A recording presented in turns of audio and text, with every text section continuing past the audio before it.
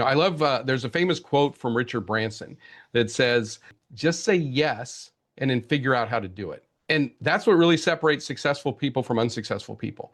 What if they ask me some question that I don't know?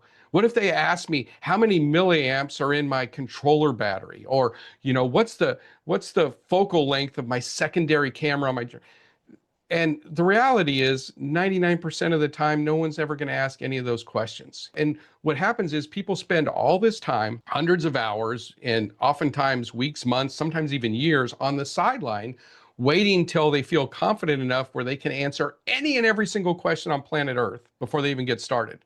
The ones that are successful, they just say, yeah, let's figure it out. And if someone asks them a question and they don't know the answer, they're like, oh, that's a great question. Let me double check on that. I want to make sure I get you the right info and I'll get back to you. And then they just go on and it's no big deal.